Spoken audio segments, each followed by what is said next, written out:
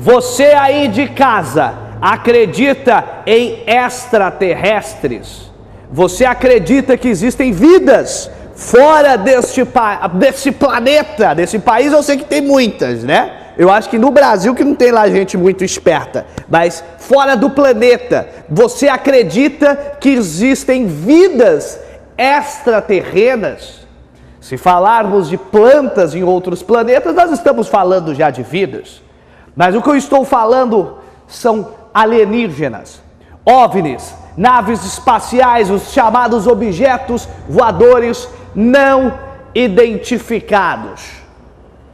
Nesse fim de semana, Peruíbe, que é conhecidíssima por conta de avistamentos de OVNIs, promoveu junto com a Prefeitura Municipal, Departamento, Secretaria de Turismo e também a Family Produções, o 13º Encontro Ufológico de Peruíbe. Nesta primeira parte da reportagem especial, nós vamos falar do que permeou todo o debate, que foi o acontecido no São João Batista 3, em 17 de outubro de 2017. É o Na Mira Informação Verdade, tema ufologia. Coloca pra mim, do bico do urubu na boca do jacaré.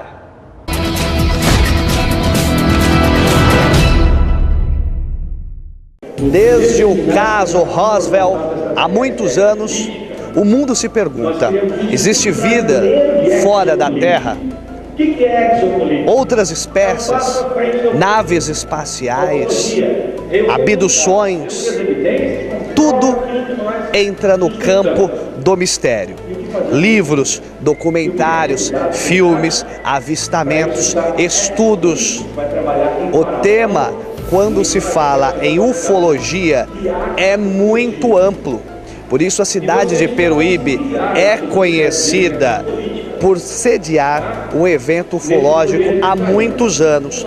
Há de se dizer que Peruíbe também é reconhecida mundo afora por ser um dos principais pontos de avistamentos de OVNIs, objetos voadores não identificados. O Na Mira Informação Verdade está acompanhando o evento, vai conversar com palestrantes, com conferencistas e vamos tentar levar à discussão o tema da ufologia, que é tão característico em nosso município. Como já era esperado, o que permeou o 13º Encontro Ufológico de Peruíbe foi o acontecido em outubro passado, no bairro São João Batista 3.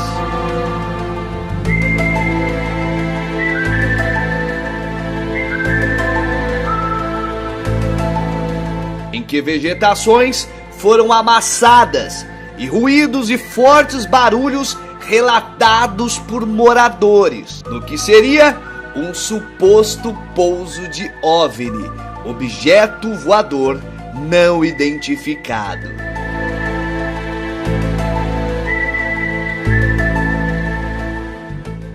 Em 2008, um fato semelhante aconteceu no bairro São José, mais precisamente na Rua Itália, e também ganhou repercussão mundial com especialistas sobre o tema.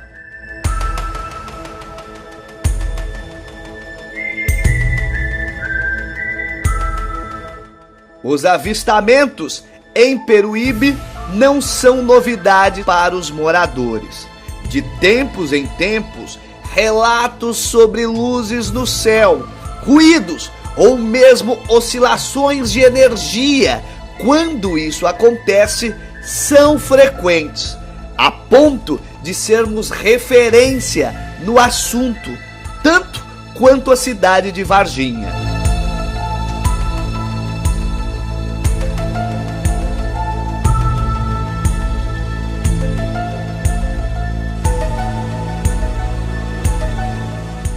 O ufólogo Paulo Eduardo fez uma conferência nos destacando pontos importantes do caso ocorrido no bairro São João Batista 3. Então, o primeiro caso aconteceu no bairro São José, que é aproximadamente 3,5 quilômetros distante. Depois se repetiu diversas vezes no mesmo bairro e no mesmo local, em questão de metros de distância, né? Depois houve uma pausa de quase 10 anos sem que eu tomasse conhecimento de outros casos. E o ano passado eu soube desse caso. E eu notei que todos respeitavam o mesmo padrão, que é o deitamento de taboas em uma determinada direção única e as taboas em volta sem serem tocadas, né? Isso inviabiliza completamente ser um fenômeno meteorológico, dada a repetição do fenômeno numa área tão restrita. O que você acredita é microbursting, como o Fantástico chamou esse Microburst. Microburst. Ao que você acredita essa mudança de posicionamento do Fantástico da linha editorial? Porque num primeiro momento, quando foi entrevistado, as pessoas foram entrevistadas ali a respeito do caso, o Fantástico ouviu muitas pessoas. Quando foi para mandar para o ar, simplesmente ignoraram os entrevistados e foram pelo lado meteorológico, né? Exato. Olha, é uma pergunta difícil de responder, que nem os maiores ufólogos do Brasil conseguem, mas existe a hipótese de acobertamento militar, existe a hipótese de acobertamento da opinião pública para pensar de maneira bem condicionada, né, o condicionamento das pessoas, e principalmente a falta de humildade de só ouvir um lado da história, achar que uma pessoa, porque tem um título acadêmico, um cargo acadêmico elevado, é dono da verdade. Por mais grau acadêmico que a pessoa tenha após o doutorado, ela está passível de falar bobagem em determinado assunto, porque foi para a área administrativa e tal. E faltou, principalmente, acho que humildade de ouvir os dois lados, que até toda vez que a gente vai num fórum falar com o juiz, o juiz ouve ambas as partes. E a Globo fez um erro primordial no jornalismo, que é não ouvir ambas as partes. O lado do cético, no caso a doutora lá, e todas as testemunhas que viram um clarão que se movia, descartando o fato de ser relâmpago, o ruído que não era trovão. Um ruído muito forte, existem relatos de ruídos fortes, né? Sim, sim. E uma luz que não condiz com a luz do relâmpago, a duração, a movimentação. Inclusive a testemunha que estava acasalada falou que era uma luz totalmente diferente do que ela estava habituada a conhecer, né? E ela ficou extremamente espantada. Eu estive com ela hoje novamente para corroborar o que ela disse antes, e ela não mudou uma vírgula, falou que é uma luz muito estranha que se movimentar dentro da casa. Ora, vocês já viram luz de relâmpago se movimentar dentro da casa? Não, é um flash. E então realmente houve quase que uma orquestração para desqualificar as testemunhas, desqualificar os pesquisadores. E se vocês verem o programa do Fantástico, inclusive resvala até na idoneidade da Prefeitura de Peruíbe, que inclusive foi totalmente idônea com nós, extremamente profissional. Paulo, os moradores que sentiram, mais do que ninguém, o que aconteceu ali, existiram tremores, os animais ficaram assustados, muitos animais ficaram assustados, um ruído, um zumbido, alguns falavam em ruídos, outros falavam em zumbidos muito fortes, todo aquele cenário da mata. A tua avaliação diz o quê? A tua opinião pessoal, o que aconteceu de fato no São João Batista 3? O que aconteceu ali o que pode ter acontecido, porque é a dúvida que fica no coração do peruibense. Claro, claro. Olha, nós ufologia tem 70 anos, desde o caso Roswell, tem estudiosos e não chegou a conclusão nenhuma até hoje. Então, eu não vou ficar usando a palavra suposto, porque já está até desgastada, né? Que agora é suposto isso, suposto aquilo. Eu acredito que posso estar errado, né? Que realmente é uma tecnologia não terrestre, dada as luzes, dado a maneira que impactou as plantas, está boas, tá? E que realmente eu acredito que não é tecnologia convencional, pode ser algo militar, prospecção, sei lá, até do governo dos Estados Unidos tem tecnologia secreta, eles mesmos sabem disso, né? Eles não negam que tem tecnologias que não são famosas, não são abertas ao público. E eu acredito nisso, que pode ser seres de outros planetas. Mas se você fosse fazer uma aposta pessoal, você diria que seria algo extraterreno ou uma tecnologia militar do nosso planeta mesmo? Excelente pergunta. Eu dou um pouco mais de propensão de ser fora do planeta Terra. Uns 70% fora do planeta Terra, uns 20% tecnologia militar secreta e não sei qual a porcentagem está faltando, mas eu estou errado. Eu posso estar errado, né?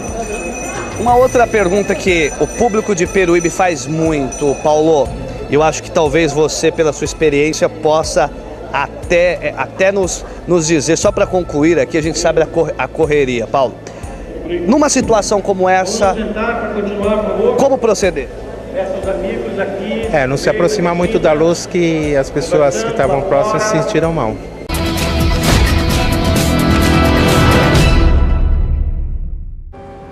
O ufólogo Paulo disse para você, ao ver algo semelhante a um evento OVNI, não se aproximar da luz, pois você tem relatos de pessoas que passaram mal. Durante o encontro ufológico eu conversei também com outro ufólogo que entende muito do assunto. O tema é um tema de um caso conhecido no Brasil e no planeta, o caso em Varginha. E é importante relembrarmos esse caso para reacendermos a discussão da ufologia em nosso país. Coloque essa segunda parte.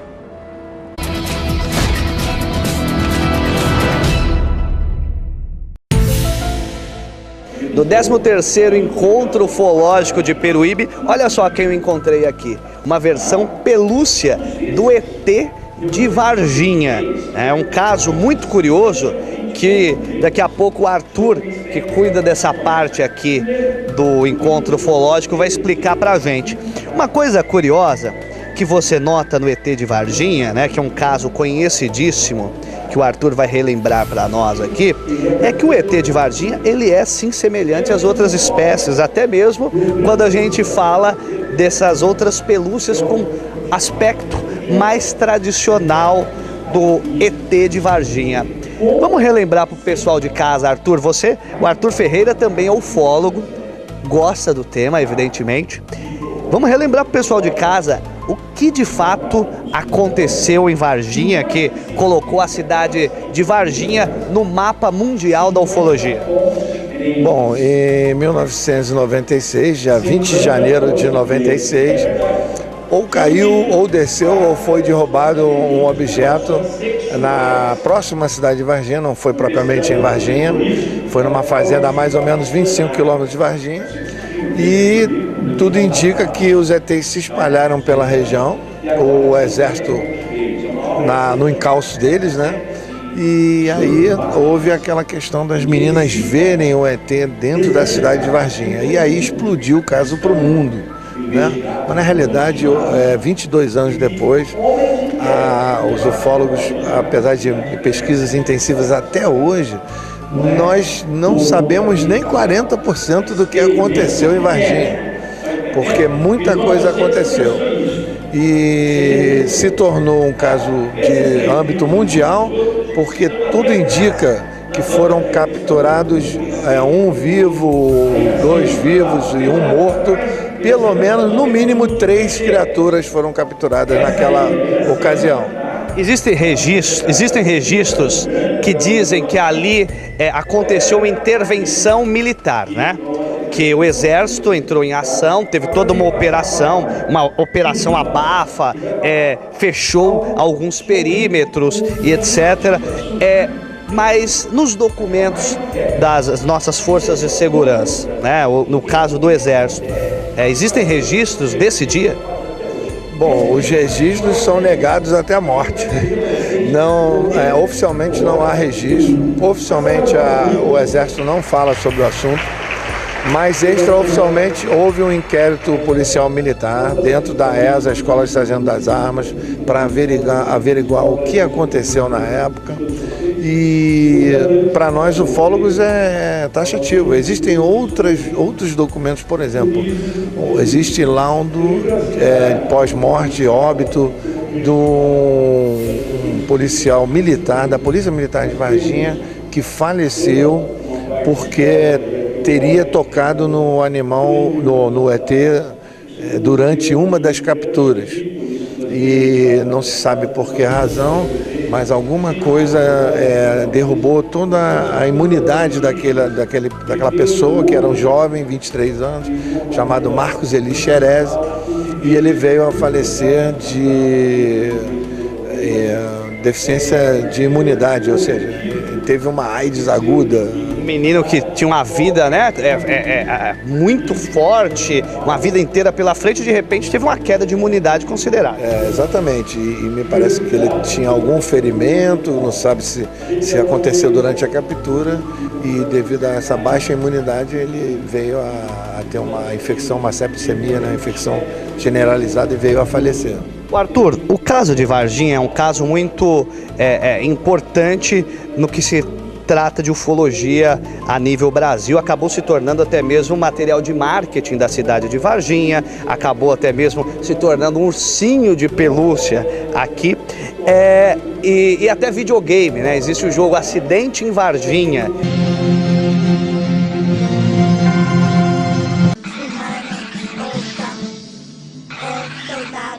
Capturaram nossa nave. Você tem que encontrá-la. Leve isto, vai ajudá-lo. Tenha cuidado com os cuidados. Agora vá, encontre a nave. É a nossa única esperança.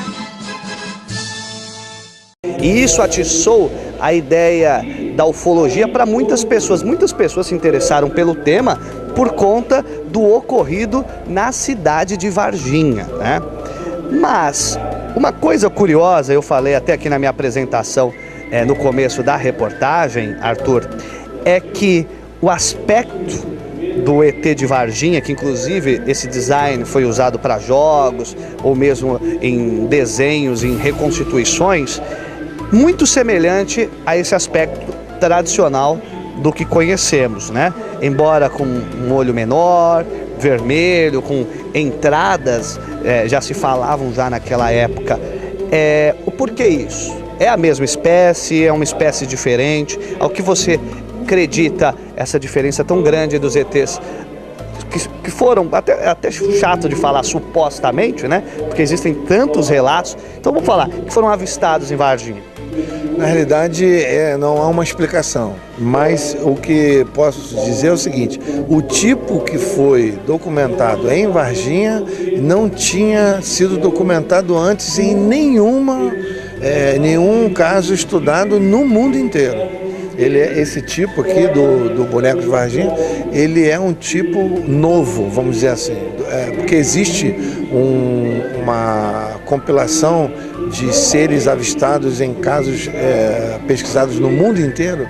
Essa compilação vem desde a década de 40, existe até um livro sobre isso, que é editado pela revista UFO, que justamente classifica a tipologia dos ETs encontrados em vários casos pesquisados seriamente pelo mundo afora. E nessa classificação nunca tinha sido encontrado um ser com essas características. Ele foi o primeiro dessa nova, vamos dizer assim, uma nova categoria, um novo grupo, né? Até falando aqui a respeito do rapaz do Marcos, né? Se eu não me engano era o nome Isso, que teve esse problema com a imunidade após o contato com esse ser extraterreno. Nós já tivemos você que estuda o tema, outro caso semelhante, alguém que em contato com alguma espécie de ET também teve esse problema de imunidade, ou foi esse caso isolado, ou isso é uma característica também do caso de Varginha?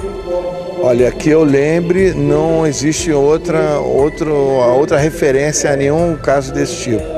Existe referência, sim, de pessoas que se aproximaram de objetos, de aparelhos, ou vamos dizer, de naves, e aí tiveram problemas de saúde, como intoxicação, como queimadura, ou problema nos olhos, alguma coisa desse tipo.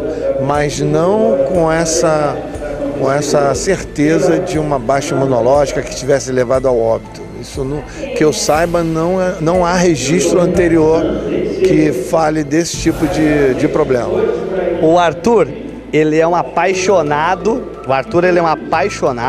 por isso daqui. A nossa equipe está mostrando imagens aqui do Outlet XT Shirts, né? Que tem camisetas, tem mimos diversos. E você se interessa pelo tema desde quando? Bom, eu tenho 30 anos já de pesquisa de campo. Eu já viajei vários estados do nosso país em pesquisa. Hoje intensifiquei essa pesquisa e a comercialização de produtos ufológicos ajuda a patrocinar a pesquisa. Então, quer dizer, hoje a gente continua viajando, levando também a feirinha ufológica, né? Sou chamado de camelô das estrelas, né? Só para concluir, Arthur, você, o Arthur Ferreira, ufólogo, já teve experiência com extraterrestre? Sim, mas não com os seres, né? Eu tenho um registro seguinte, em 30 anos, 16 avistamentos concretos, objetivos, quase que um a cada 2 anos. Então você vê que não é fácil. É muito tempo sem ver absolutamente nada para depois de 1 ano e meio, 2 anos, você ser premiado com um avistamento. Mas esse único em 2 anos, ele paga o ingresso, ele vale a pena. Por isso a gente persiste, porque realmente estar diante desse fenômeno não tem preço. E para concluir, a pergunta que não quer calar. Arthur, por que do interesse deles com o nosso planeta? É estudo, pesquisa, experiência, o porquê? Eu acho o seguinte, aliás, eu tenho praticamente certeza disso. Eles estão aqui muito antes de nós. Eu acredito que o objetivo principal é a própria diversidade de vida no planeta, porque dentro do nosso sistema solar e dentro de boa parte da galáxia onde nós estamos, não existe um planeta com tamanha diversidade, quantidade, diversidade de vida como é o planeta Terra. Então, naturalmente, eu acredito que eles sejam motivo de interesse dessas raças, que acredito também que na maioria deles eles já não vêm de fora, eles já vêm de instalações aqui mesmo no nosso planeta, porque eles estão aí há muitos milênios, muito antes de nós. Eles vêm contribuindo com a evolução do ser humano. Esse foi o Arthur Ferreira, numa entrevista muito interessante para o Namira Informação Verdade.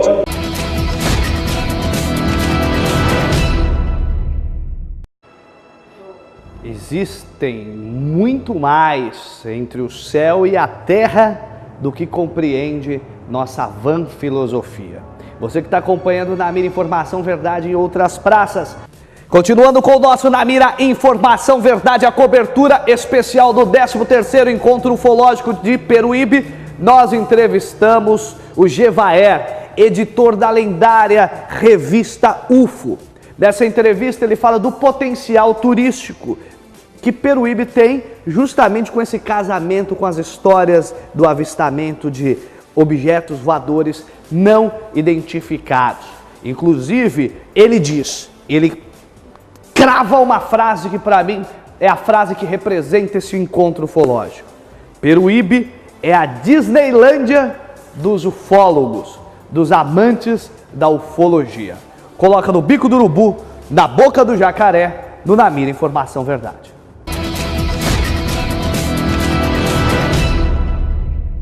Olha, eu estou aqui na presença de uma verdadeira lenda quando se fala em ufologia. Eu falo isso porque eu acompanhei durante muitos anos a revista UFO. A revista, você sabe, tem 35 anos. 35 anos. Eu comecei a fazer a revista quando não existia computador, cara. Não estou nem falando de internet, não existia computador. Então, e a Mitos abraçou essa proposta em 2001. E aí nós, de lá para cá, a revista nunca atrasa, a revista nunca baixa a qualidade, está sempre bem feita, está nas bancas regularmente, direitinho. Então isso é bacana, né? Manter essa regularidade para dar essa resposta, né? De credibilidade à ufologia brasileira. Jevaé, eu sei que você tem um carinho muito grande por Peruíbe, né? Peruíbe, até por conta dos avistamentos, sempre foi pauta da revista UFO, né? Eu, particularmente aqui em Peruíbe, quem me garante a revista UFO todo mês é o meu amigo Vitor Lima, lá da Banca Telesp. Opa, muito obrigado, Vitor. Um abraço, Vitor. Jevaé, ao que você acredita e ao que você, além de acreditar, se tiver uma certeza, mas o que você acha, qual a tua posição pessoal do porquê Peruíbe tem tantos avistamentos e tantos casos impressionantes quando o assunto é ufologia? Olha, meu amigo, criou-se aqui em Peruíbe uma consciência entre a população que não existe nas cidades vizinhas. Pode até estar acontecendo a mesma quantidade de casos em Cananéia, Itanhaém, Mongaguá, como é lá para frente, Bertioga, São Vicente, mas aqui as pessoas, elas têm a liberdade, a tranquilidade de falar, eu vi. Então, você não precisa nem estar num evento desse. Eu venho aqui para Peruíbe às vezes, tratar de algum assunto, aí eu paro num restaurante, sempre vem alguém falar comigo, você é o Jevaé da UFO? Sou. Rapaz, deixa eu te contar o que aconteceu comigo ontem. Ah, meu Deus, eu tava subindo ali a Juré, quando eu cheguei do outro lado, tinha um troço desse tamanho no meio da pista. Mas como, aquela pista tão estreitinha? Também não sei. Aí eu segui mais um pouquinho, Juré não, depois Guaraú, e eu segui mais um pouquinho, aquela bola ficou em cima do meu carro, não sei o quê. Ou então eu tava andando na praia, né, e eu olho ali, tem uma luz que tá indo rente à água, e sobe, desce, vai pra lá e vem pra cá. Isso, Cris, é o tempo todo. Então, não dá para dizer que essas pessoas estão alucinando, que são pessoas assim. O que elas estão ganhando com isso? Absolutamente nada. Elas estão tendo a sinceridade, a franqueza, até o desabafo de virem dizer que estão tendo esse tipo de experiência. E eu já ouvi de tudo. Eu tenho muitos amigos aqui, né? Formei ao longo desses anos que eu tenho vindo aqui. São amigos muito queridos. E eu recebo ligação deles o tempo inteiro. Por exemplo, o Ismael Vieira, toda hora me liga, passou um negócio aqui em cima, cara, me manda filmar, isso aqui. Então, tem mesmo, sabe? Não é lenda, não é história da carochinha, tem mesmo. Por isso aliás, aqui em Peruíbe, não importa onde você vá, você sempre vai encontrar diversas pessoas de diversas classes sociais, de diversas raças, credos, o que é mais impressionante, que avistaram, que tiveram experiência. Eu já tive evangelhos para virem me dizer. Evangelhos que são mais retraídos com relação a esse tipo de desabafo, vêm me dizer. Eu tive uma experiência com um grupo de evangélicos uma vez, os caras estavam voltando da igreja, caminhando, né? E eles resolveram ir pela rua da praia, à noite, era 9 horas da noite. E eles viram um balé noturno, luzes fazendo assim movimentos sobre a água. E eles falaram, entende? É uma coisa séria. Esses caras, eles contaram para mim, eles falaram, nós temos que falar para você. E eles são evangélicos. Então você acha que Peruíbe tem mais casos justamente por conta da população ter mais consciência, de certa forma, mais preparo, né, do que qualquer outra cidade? Peruíbe é a Disneylândia dos ufólogos, entende? Porque se a gente quer se divertir com pesquisa de casos, para onde que a gente vai? Para Peruíbe. Porque aqui você começa a conversar com gente ali no Guaraú, por exemplo. Rapaz, todo mundo tem experiência ali para contar, impressionante. É uma coisa... Eu moro em Curitiba. Curitiba é sempre céu, aberto, aquela coisa toda. E ali eu tenho avistamentos. As pessoas me reconhecem e vêm falar comigo. Mas Peruíbe é endêmico. É diferente, né? É diferente. Eu gosto muito de Peruíbe. Eu sou muito grato pela confiança que que a Prefeitura depositou em mim, a Secretaria de Turismo depositou em mim, o Ribas, o Edilson, de me chamar pela 7ª vez. Antes era o João, né, Fioribelli? João. Né? O João. João de Fiore. De Fiore, Até eu mando um abraço pro João, é meu amigo. O secretário de Turismo, Eduardo Ribas, promove aqui junto com a Prefeitura Municipal, o pessoal da Family Eventos, mais um encontro ufológico, dessa vez o 13º. Como secretário de Turismo, Ribas, você pensa que essa pauta da ufologia, que já é uma característica nossa, a cidade de Peruíbe tem como explorar ainda mais? Você acha que esse é um caminho interessante para explorar? Com certeza, Cristi. Hoje a gente percebe que tem uma grande parcela interessada nisso, um grande número de pessoas. A gente já viu, por exemplo, o Caderno de Turismo da Folha dá 3 páginas a respeito do futurismo. Uma página eles abordaram o mundo, uma América Latina e um Brasil com foco todinho em Peruíbe. Então você vê que é um segmento muito grande. Um evento desse atrai cerca de 700 pessoas. Esse ano, 700 e poucas pessoas. E a gente teve greve de caminhoneiros, que dispersou muita coisa aí e tal, mas a média é de mais de 1.000 pessoas. O ano passado nós tivemos 1.300 pessoas. Então é um evento interessante que a gente tem que trabalhar para transformar numa coisa mais constante. A gente tem potencial para isso, tem gente interessado, os contatos desse evento é para que a coisa permaneça, então eu acho que é um filão muito interessante para o turismo de Peruíbe.